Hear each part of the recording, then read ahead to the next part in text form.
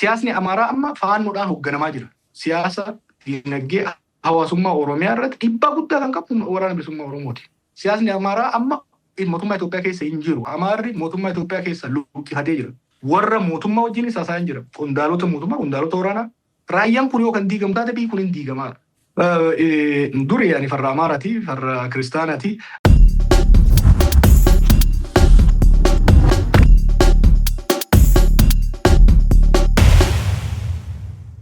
Jawaar amma KFO keessa jirtaa?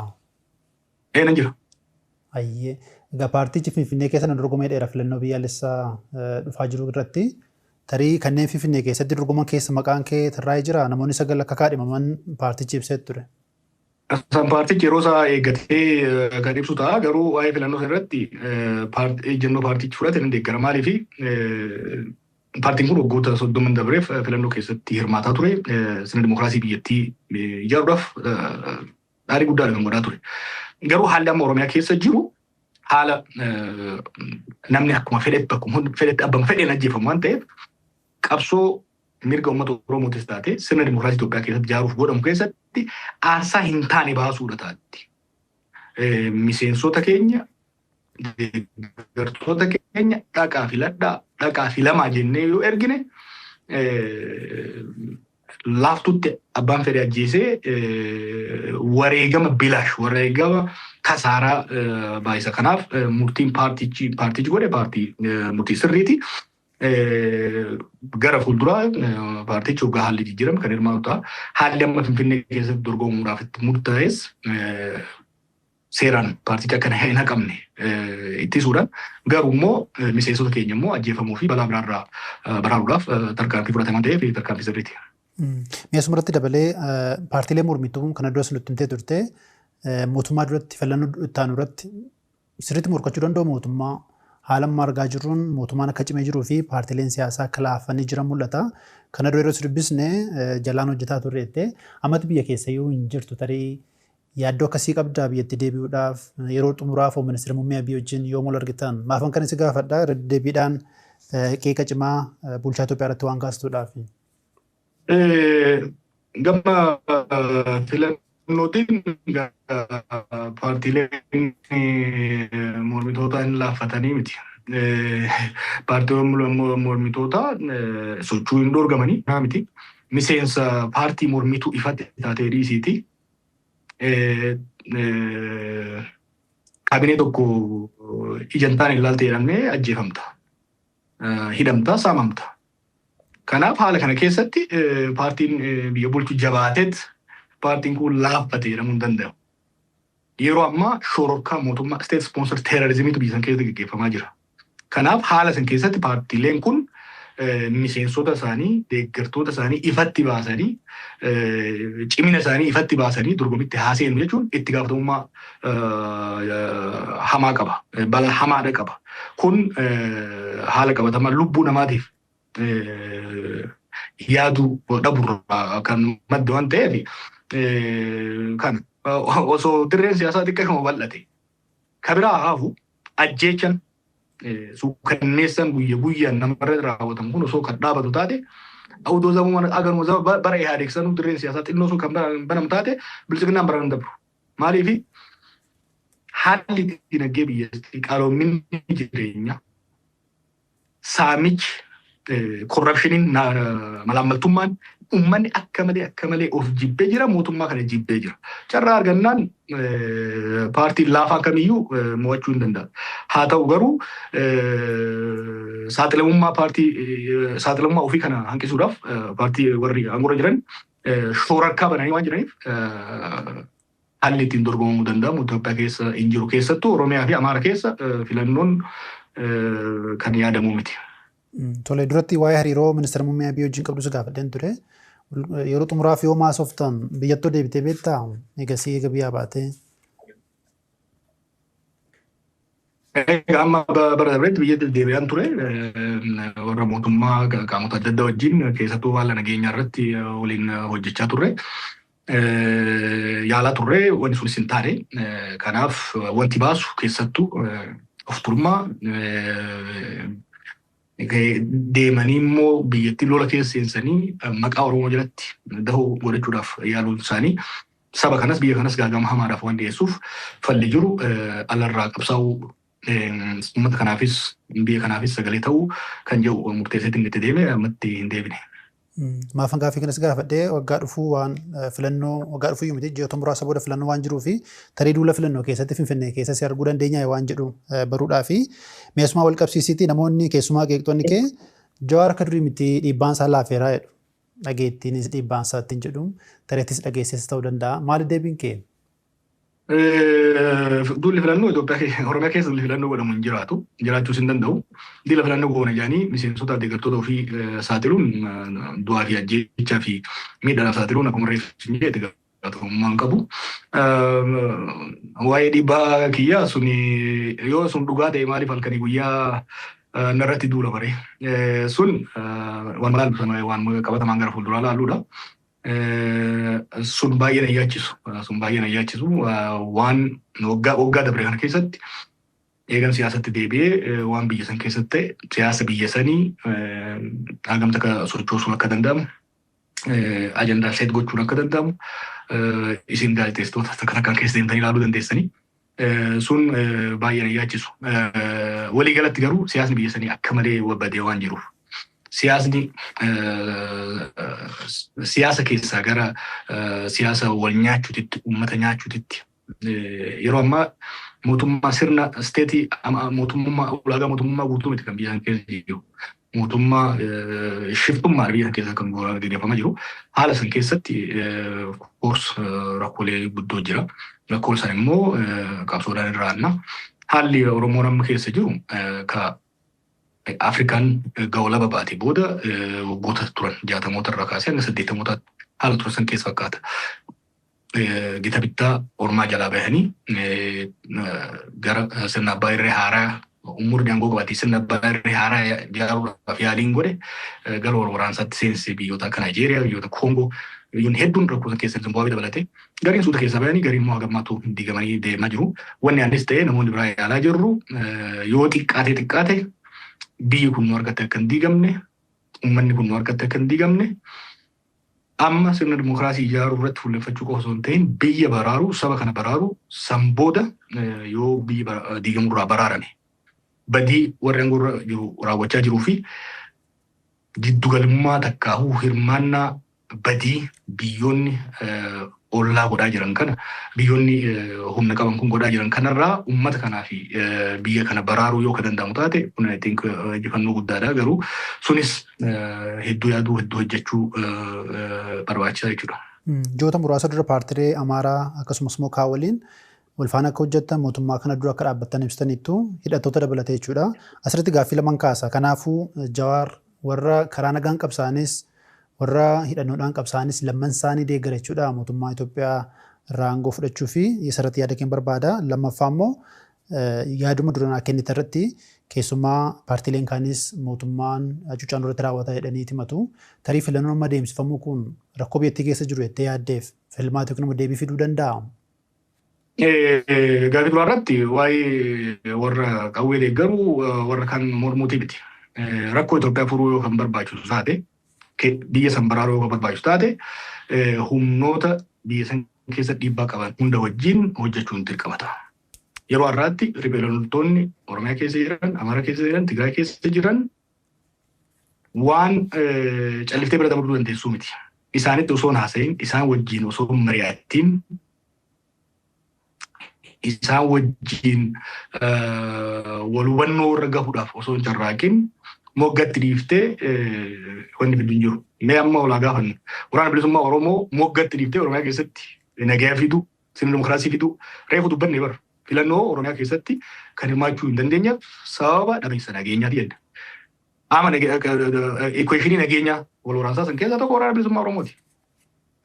Tooftaa qabsoo hidhannootti nama qabsoo nagaatti nama beekamaadha. Garuu haalli qabatamaan Oromiyaa keessa jiru siyaasa dinagdee hawaasummaa Oromiyaa irratti dhiibbaa guddaa kan qabu waraana bilisummaa Oromooti. Kana moggatti dhiiftee isin wajjin haasa'u isin wajjin hin dubbadhu jettee gara tokko dhufuu dandeessu. Bifuma wal fakkaatuun Amaaraa keessatti naannoo Amaaraa irra jireessi yeroo ammaa to'annoo faannoo jala jira. Siyaasni Amaaraa amma faannoodhaan hoogganamaa jira. Siyaasni Amaaraa amma mootummaa Itoophiyaa keessa hin jiru. Amaarri mootummaa Itoophiyaa keessa luqqifatee jira. Tigraay mootummaa Itoophiyaa keessa luqqifatee jira. Ikkoo hawaasa kibbaatii fi hawaasa Somaaliif hawaasa Oromootu keessa jira.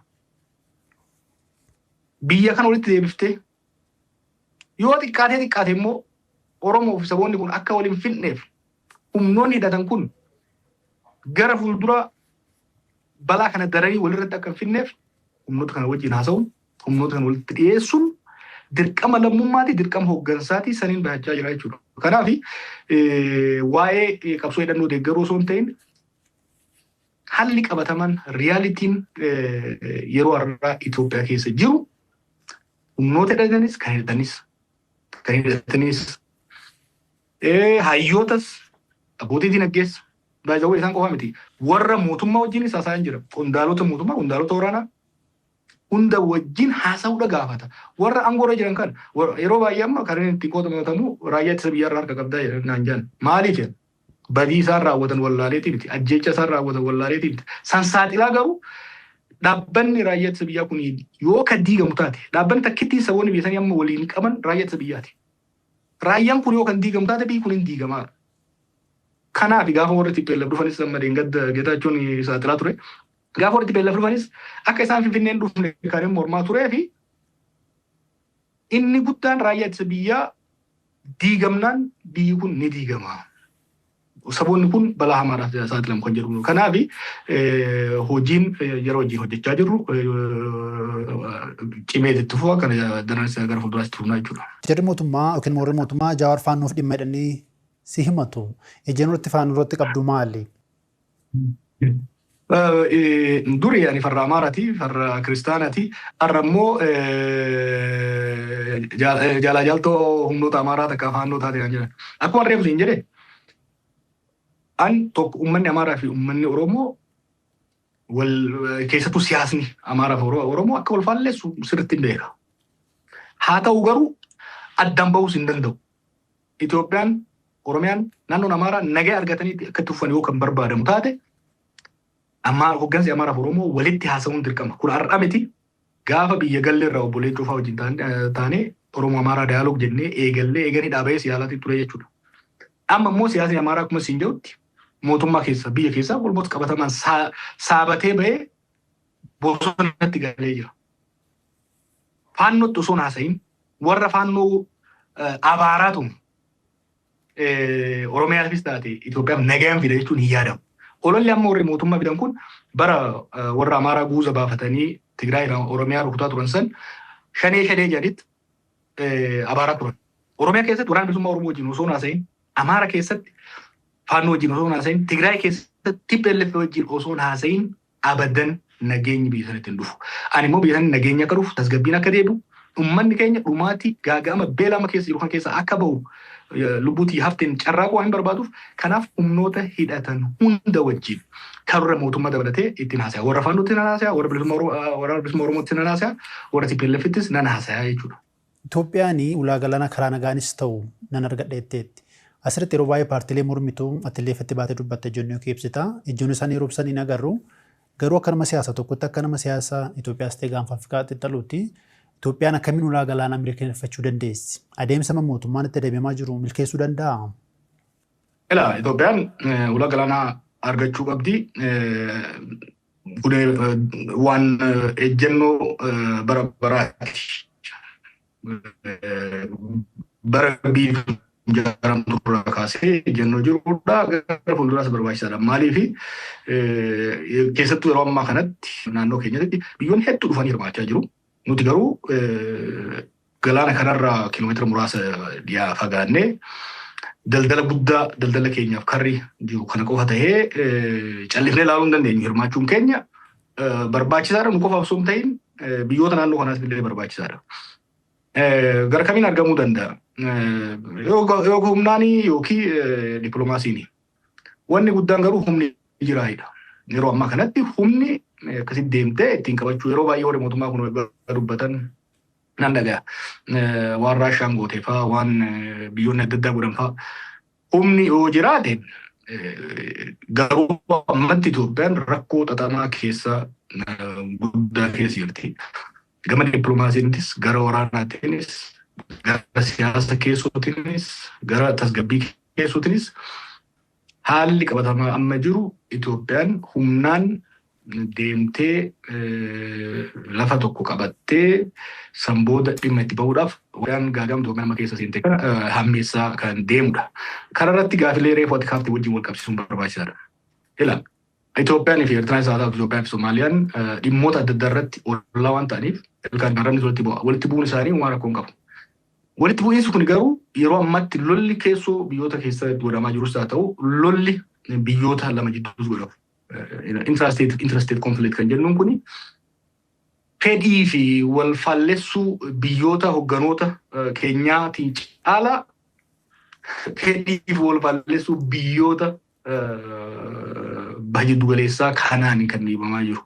Dhimmi asabisa amma fakkeenya complicated kan ta'e Imireet achirra turte deebitee qabachuu barbaaddi. Warri Suudii immoo dhufaa keessa dhufaa jiru jechuudha. Kanaaf yoo Itoophiyaan buufata galaanaa qabaachuun nageenyaafis dinagdeesiitiifis fayyadanii barbaachisa. Kana garuu waa lama avoid gochuu barbaachisa. Tokko bakka osoo humna hin qabaatiin keessattuu biyyoota ollatti dhaadachuun diina ofitti hammeessuudha. Biyyoonni sun dhiibamanii warreen fakkeenya diina Itoophiyaa jedhamanii ilaalan akka Ijiptii harka akka galan kun immoo rakkoo keessootii fi biyyoota ollaatiifis akka nu saaxilu godha. Dhimmi biraa immoo ajandaa keenya ta'ee deemuu danda'uu qaba malee ajandaa ormaa tarkaanfachiisuu qabna. Amma hawaasa dippiloomaasii keessattis ta'e biyyoota ollaa keessatti akkaataan Itoophiyaan dhimma galaanaa itti dhiibaa jirtu kun akka ajandaa isiitti osoo hin ta'in akka ajandaa Imireet akka ta'etti kan fudhatamaa jiru. Maaliif immoo kun kan jedhamu? Imireet galaana diimaa gama asaan kana keessatti hirmaachuu barbaaddi. Maaliif Suudii wajjin wal dorgommii keessa waan jirtuuf. Kana immoo kallattiidhaan mootummaa Eertiraas irraa argachuu waan hin dandeenyeef gama Itoophiyaatiin to'achuu barbaaddi kan jedhu kun shakkii guddaa uumee jira jechuudha. Shakkiin kun warreen Imireetiin wal faallessanis akkasumas immoo warreen Itoophiyaan faallessanis guuza bahanii Itoophiyaa biyyoota ollaa wajjin akkasumas keessoo ishiititti nageenyi tasgabbiin akka dhufne hammeessaa akka deemaniif carraa kan saaqudha. Ani ulaa galaanaa Itoophiyaan argachuu kanarratti itti qophaa'u gama dippiloomaasiitiin wanni Itoophiyaa fayyadu akkaataa Soomaaliyaas Eertiraas fayyaduu danda'uun through regional integration itti deemuutu sila bu'aa qaba. Haalli amma itti deemaa jirru kun saaxilamummaa vulnerability Itoophiyaa hedduu dabalee faayidaa irraa argannu caalaa miidhaan isaa guyyaa guyyaan dabalaa akka deemu kan argaa jirru. Kana dura yeroo barreeffama kee tokko keessatti mootummaan amma akka dubbiin akka totolee jirutti inummaa dhageettiin Itoophiyaa gaanfa Afrikaattis ta'e idil addunyaatti akka cimee jiru dubbata. Ati gama kaaniin kusumnaa dippiloomaasii yookiin immoo dippiloomaasiin Itoophiyaa hin kusuusee boquu cabsee waan jedhee kaasta. Kanaaf inni sirrii kamii? Egaa biyya tokko biyya akka Itoophiyaa tokko biyyoonni alaa maaliif barbaadu? Waa lamaaf barbaadu. Wanni gurguddaa lama. Tokko diinagdee nurratti gurgurachuu yookiin immoo dhufanii nu biratti invest godhanii keessattuu humna nama baay'ee chipilee dhiyeessuu hin dandeenye investimentii nu biratti hojjechuudhaaf. Kan lammaffaa keessattuu warri lixaa kan nu barbaadan nageenya naannoo irratti humna waraanaa keenya humna tikaa keenya fayyadamnee nageenya naannoo tasgabbeessuu irratti shoora akka taphannuuf waan malamaa fi kan nu barbaadamu waan biraatiif miti. Inni guddaan actually securityidha. Waggoota torban dabre kana keessatti humni waraanaa fi humni tikaa Itoophiyaa sababa wal waraansa keessootiin laamsha'ee jira. Kun waan wal falmannu miti. Dameen basaasaatis taate dameen raayyaa ittisa biyyaa Itoophiyaadhaa kan waggaa torbaatiin wal bira yoo qabne baay'ee laafee jira. Sababoota hedduu sarreessee jira. Keessattuu wal waraansa kana keessattuu laafatee jira. Wal waraansi kun immoo waraana qofa yookiin humna nageenyaa keenya qofa osoo hin ta'in diinagdee keenya daakee jira. Diinagdeen Itoophiyaa waggoota kurnan dabreef sanii oliifis laamshaa deemee yeroo ammaa gaagama hamaa keessa jira jechuudha. Kanaaf dhageettiin biyya tokkoo kan madaalamu humna waraanaa cimaa qabaachuu fi diinagdee cimaa qabaachuuni. San booda dandeettii dippiloomaasii hariiroo dippiloomaasii qabaachuudhaan. Gama hundaanuu yoo madaalte yeroo ammaatitti humni dippiloomaasii Itoophiyaa dhageettiin dippiloomaasii Itoophiyaa baay'ee hir'ateera. dur Itoophiyaan waltajjiilee G20 haa taatu waltajjiilee gurguddaa irratti dhimma nageenya Afrikaa irratti dhimma nageenya addunyaa irratti dhimma dinagdee addunyaa irratti sadarkaa ittiin hirmaataa turte. Keessattuu bara Haayile Sillaasee bara Mallasaa Itoophiyaan dhiibbaa guddaa godhaa turte. Baroonni sunniin baroota humni nageenyaas yoo xiqqaate humni nageenyaas baay'ee cimaatti ture. Naannoo Afrikaa bahaa kanarratti olaantummaa waraanaaf tikaa qabaachaa itti turte. Anchor state takkaa'u utubaa naannoo kanaa jedhamtee ilaalamtu turte. Amma garuu akkasitti kan ilaalamtu.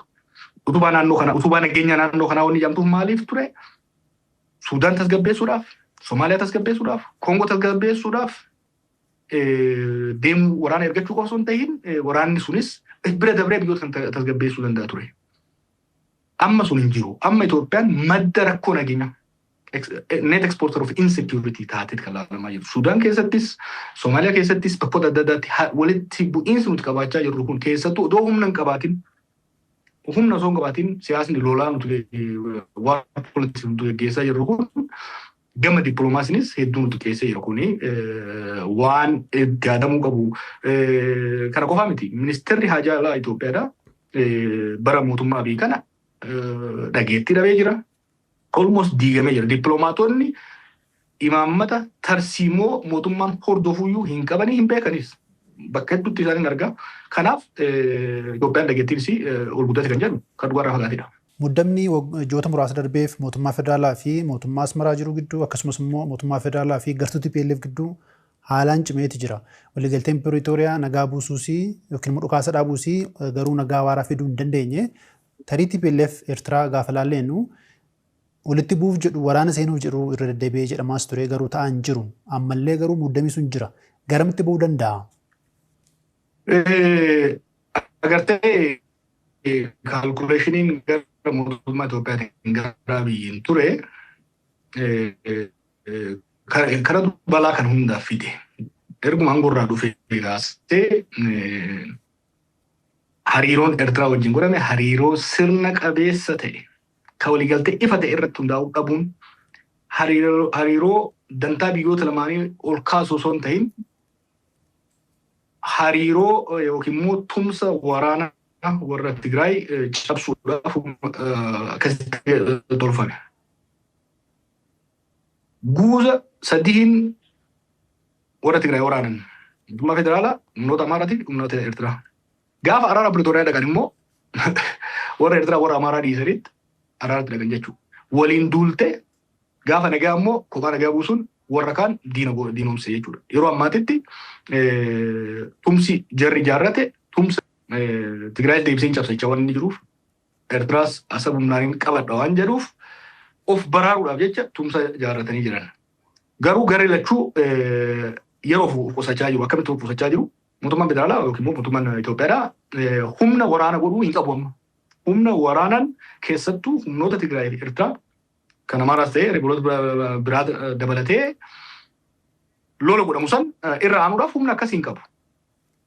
Kanaaf of qusataa jira. Afaanii haa jiru malee of qusachaa jira. Warri kunis immoo rasaasa duraa dhukaasuu hin barbaadan. Lolli akka eegalu barbaadu garuu rasaasa duraa dhukaasuudhaan hariiroo dippiloomaasii yookiin immoo tumsa dippiloomaasii amma argatan ofirraa hanqisuu hin barbaadan. Kanaaf yeroodhaaf of qusachuun jira.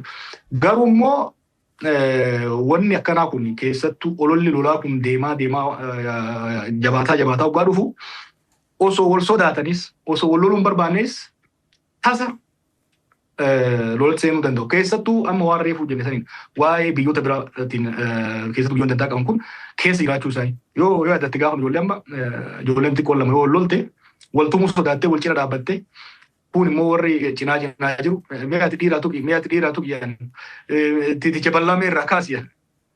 Yoo jarri lamaan wal sodaates warri cinaa jiru walitti darbaa jechuudha. Jarri walitti kibjaa san booda wal gangalchuutti dhufa. Ani amma kanan sodaadhu mootummaan Eertiraas mootummaan Itoophiyaas warri Maqalees osoo loluuf hawwii guddaa qabaachuu baataniiru warri alaa kun walitti gad darbee lola eegalchiisuu danda'a. keessattuu akkuma reefu jee fakkeenyaaf flash pointiin jiran. Flash pointiin fakkeenyaaf yoo waraanni RSF kun gara Beenishaanguliin gara Sudaan kan seenu taate humnoonni biraa humna Itoophiyaa kana daayivert gochuudhaaf lolli eegalchiisuu danda'u. Karaan lolli ittiin eegalamuu danda'u baay'ee jira. Kana hanqisuu kan danda'amu deeskaleet gochuu kan danda'amu tokko ol waraanaa hir'isuudhaani. Lammaffaa kallattiidhaan waliigaltee Piretooriyaas haa taatu gara hojiitti irratti irra deebiinee waliin dubbachuu warra Eertiraa wajjin yoo taate irra deebiinee waliin dubbachuudhaan malee haalli amma jiru kun haalli walitti dhaadataa wal doorsisaa deemamu kun gaaf tokko osoo yaadamin lolli akka dhohu carraa dabanaa deemaa jira. Gaafa Afrikaa kana dubbiin dhibeen beeku garuu dhiyoo kana erga Israa'el Somaalilaandiif biyya jalqabaa beekamtii kennitee taatee asii sochii garaagaraa argaati jira. Biyyoonni toora garaagaraan muddama cimsaniiti jiru. Gaaffiiwwan garaagaraas qabna kan si gaafannu. Mee jalqaba irratti muddama deemaa jiru kuni waan eegamaa ture moo waan haaraadha? Wanni kun waanuma bilchaataa turedha. Waggoota kurnan dabre kana keessatti biyyoonni muraasni humna diinagdeetiin cimaa dhufuudhaan aangoo sadarkaa walakkaa takka middle power states sadarkaa jedhamu ga'anii dura akkuma beektu super power takka humna gurguddaa lama yookiin sadii jira. Ameerikaa, Chaayinaa, Raashiyaa jira. Isaantu naannoo keenyas ta'ee naannolee hariiroo biyyoota keessa dhiibbaa godha. Waggoota kurnan dabran kana garuu biyyoonni muraasni diinagdeenis guddataa dhufanii hawwiin naannoo gaanfa Afrikaa kanaa bakkoota adda addaatti olaantummaa isaanii gonfachuudhaaf qabanii fi wal dorgommiin isaanii cimaa dhufe biyyoonni kunis biyyoonni akka Turkii, biyyoonni akka United Arab Emirates, Qatar, Saudi Arabiyaa, Israa'el biyyoonni kun humnaan cimanii dhufanii dorgommii keessa jiranii kanaaf hirmaannaan isaanii biyyoota kana gooluu erga eegalee bubbuleera. Amma immoo hammaachaa deemaa jira jechuudha. Itoophiyaan maal gochuu qabdi? Itoophiyaan miidhamoo hin hubanne amma deemaa yeroo kun? Egaa hariiroo biyya alaa wajjin hoggaa godhan waan sadii irraa fayyadamuudhaaf waan sadii gurguddoo fayyadamuudhaaf kan hariiroo uummannu. Tokko inni guddaan misooma irratti akka nu tumsan gama daldalaatiin haa ta'u gara investimentii gidduutiin haa ta'u akka nu tumsaniif. Lammaffaa security irratti nageenya humna nageenyaa keenya akka nu tumsan tumsa nageenyaa uummachuudhaafi. Sadaffaa yeroo baay'ee kan goone sirna dimokiraasii ijaarsa biyyaa keessatti shoora akka taphataniif. Madaalliin Itoophiyaan hariiroon isiin gootu kana keessaa kamna fayyada jettee laaluu barbaachisa ture. Hariiroon waggoota torban dabran godhame harka keessatti olaalle hariiroo hirkattummaati kan ta'e. Hariiroon keessattuu United Arab Emirates wajjin godhame kun madaallii sadeen jenne saniin gama diinagdeetiinis haa taatu, gama securitynis haa taatu, gama ijaarsa biyyaa sirna ijaaruu, sirna dimokiraasii ijaaruu keessatti illee faayidaa inni qabaate hin jiru. Ini hammeessa malee keessattuu gama securitytiin warri United Arab Emirates kun amma gara securitytiin kan hirmaataa jiran kan jedhamu. Hirmaannaan isaanii garuu lola Itoophiyaa keessatti wal waraansa keessoo kan hammeessaa dhufe malee kan tolchaa dhufe akka hin taane agarra. Itoophiyaan silaa keessattuu gara ijaarsa biyyaa gara diinagdee cimsuu irratti hariiroo uummachuu osoo qabdu hirkattummaa gara security keessa seentee jechuudha. Ameerika Israa'el beekamtii kennitee asii tarii Itoophiyaan biyyoonni kaan illee taananii kennuu danda'u yaadoleen jedhan jiru. Tarii Itoophiyaan itti aantee beekamtii kennuu dandeessi Somaalilaandiif haala amma jiruun? Itoophiyaan tarsiima ofii maamata qabdu turte Somaalilaand irratti bara mallasaati irraa kaasee dursinee beekamtiin kenninu garuu gaafa biyyoonni biraa beekamtii kennuu eegalan itti aanseenuu kenna ejjennoo jedhamu ture. Ejjennoon kun waggaa sadii lamaan jijjiirame waliigaltee Somaalilaand argachuudhaaf Itoophiyaan immoo beekamtii kennuudhaaf waliigaltee sadarkaa jalqabaa seenanii turan. Wanni sun lola fi dalansuu guddaa Somaaliyaa fi akkasumas hawaasa addunyaarraa waan kaaseef if duuba deebite. Amma bakka hin taane taate jechuudha. Yookiin jalqabuma waliigaltee san keessa seenuu hin qaban turanii erga seenanii immoo cichaniitti deemuu qaban turan. Amma warri Somaalilaandis akka gaaf duraatitti dirqama beekamtii Itoophiyaa hagas mara barbaachisaa jedhanii hin argamu. Maaliif biyyoonni Israa'el osoo hin ta'in biyyoonni biraatis hiriira qabatanii beekamtii nuu kennu kaalkuleeshin jedhan keessa waan jiraniif waan Itoophiyaan gaafatte kennuudhaaf hagas mara fedhii waan qaban natti hin fakkaatu. Hariiroo cimsachuu hin barbaadu. Garuu akka amma duraa sanitti bargaining power Itoophiyaa waan irratti fakkaata. Carraan Itoophiyaan dhabde maalidha? Agartee waggaa lamaan har'aasan waliigaltee godhame Somaliland wajjin. Waliigaltee sadarkaa jalqabaa memorandum of understanding jedhamu godhame. Dhiibbaa gamaa gamanaan godhameen Itoophiyaan waliigaltee san keessaa baate. Kun warra Somaliland baay'ee rifachiise, baay'ee dallansiise. Maaliif ni ganamne? Isaan pireezidentichi isaa wasanii filannoo dhaabee akkuma yaadattu Musa Biin. Innis ta'e warri kun waan isaan jedhan ni ganamne waan jedhaniif amma Itoophiyaatti garaa of kennu, Itoophiyaa amananii garaa of kennu irratti rakkoo qabu. Lammaffaa warri Somaliland nama dura beekamtii isaanii kennu kadhachaa turan waan barbaadan isin kennaa beekamtii nu kenna. Amma Itoophiyaan ka duraas ta'uu hin dandeenye. Ka lammataa immoo taatee itti deemuudhaaf warri Somaliland waan sila waggaa lamaan har'aa kennan san kennuudhaaf waan isaan xiqqoo jiru maaliif biyyoonni biraas hin jedhe jechuudha. Kanaaf humni Itoophiyaan ittiin negotiate gootee dantaasii ittiin naannoo sanitti mirkaneeffachuudhaa qabdu baay'ee laaffate. Dhimmi Somaliland wal qabatee dhufe sun balaa guddaa fide. Warra Turkii fi warra Egypt fidee Somaaliyaa keessa seensee Jibuutii keessa seensee gara Eertiraas fidee gara Sudaanis fidee akka marfama keessa akka nu galchu nu godhe jechuudha. Kanaaf humni Itoophiyaa kan waggaa lamaan har'aatirra gadi laaffatee akka jirti hubattu warri Somaliland. Ammas beekamtii Itoophiyaan barbaadu garuu beekamtii san argachuudhaaf wanni isaan kennan kan silaa waggaa lamaan dura kennanii gadi ta'a jechuudha. Masriin keessumaa beekamtii Israa'el Somaaliyaandiif kennite haalaan cimsitee mormaa jirti.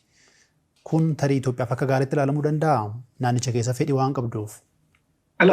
Biyyoonni baay'ee dugaleessarra jiran kun warri humna sadarkaa walakkaarra jiran kun wal dorgommii cimaa keessa jiran. Itoophiyaa keessatti qofa osoo hin ta'in Liibiyaarraa kaasee Sudaaniin qaxxaamuree Itoophiyaa, Somaaliyaa, Yemen hanga Siiriyaatti wal dorgommii cimaa keessa jiran. Kanaaf hamma danda'amanitti tokko kan biraa dhiibuudhaaf yaallii guddaadha kan godhaa jiranii.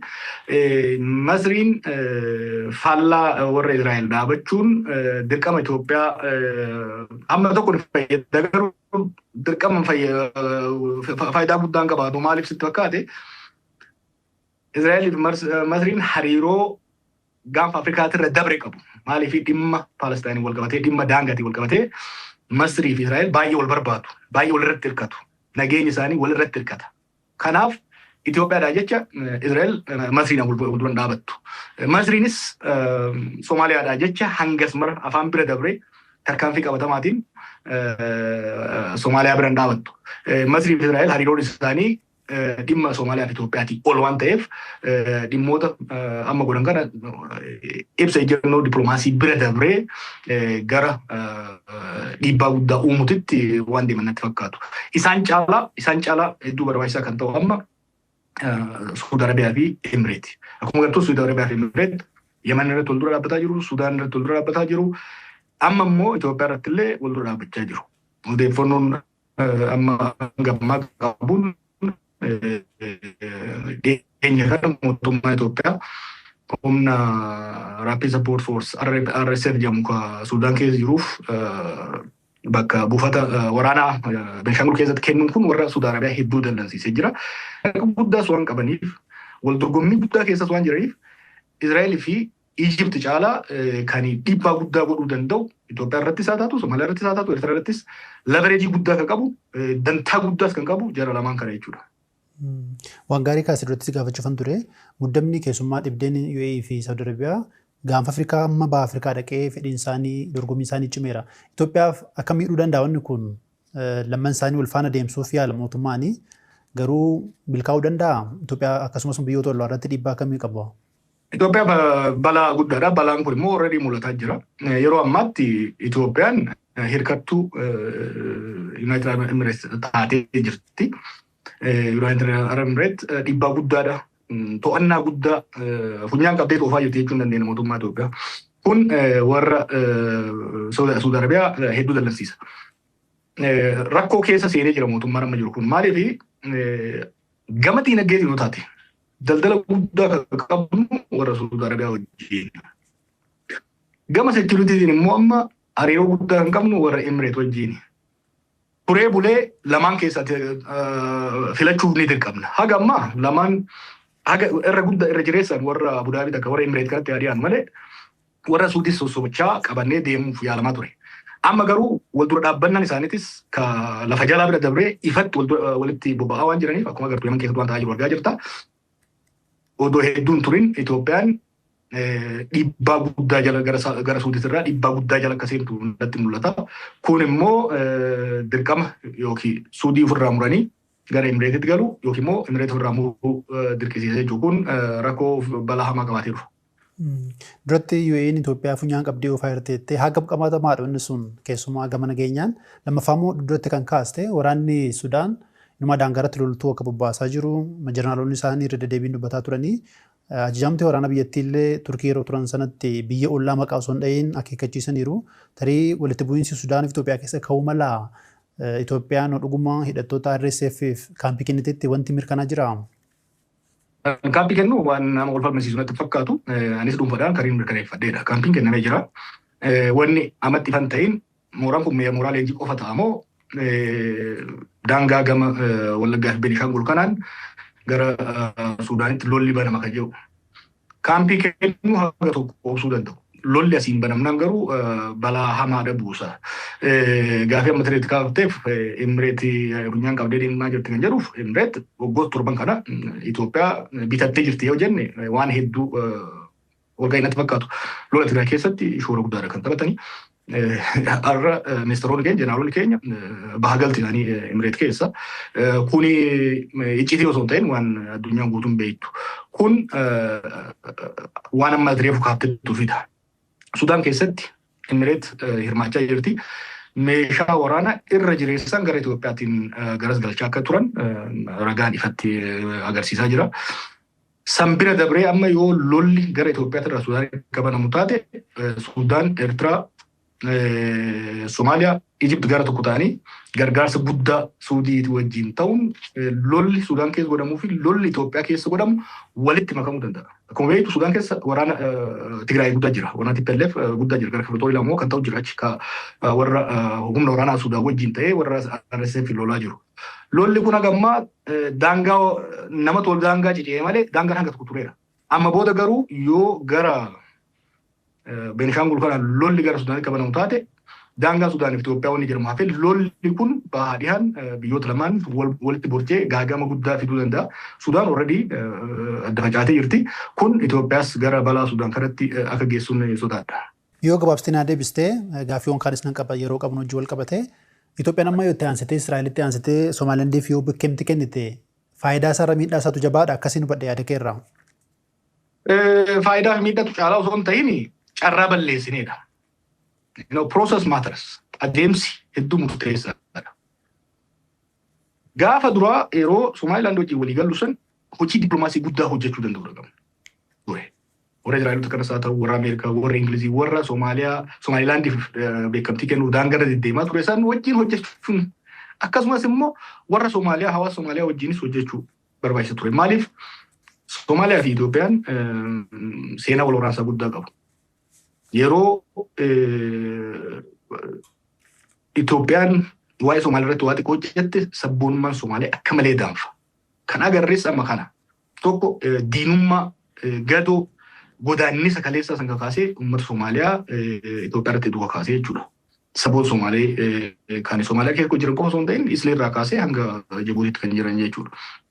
Lammaffaa immoo hojii dippiloomaasii gahaa osoo hin hojjetin waan deemneef lixaanis bahaanis humnoonni gurguddaan Chaayinaanis, Ameerikaanis, Raashiyaanis ejjennoo tokkoon kan morman waan Itoophiyaan yaalte san jechuudha. Erga itti seename immoo takkaa itti qiniinatanii itti deemuun hin deemamne. Akkuma nama dura amma tuffatamne jechuudha. Kanaaf amma beekamtii yoo kennines bu'aa silaa argachuu qabnu waan argannu natti fakkaatu dha jechaa jiru.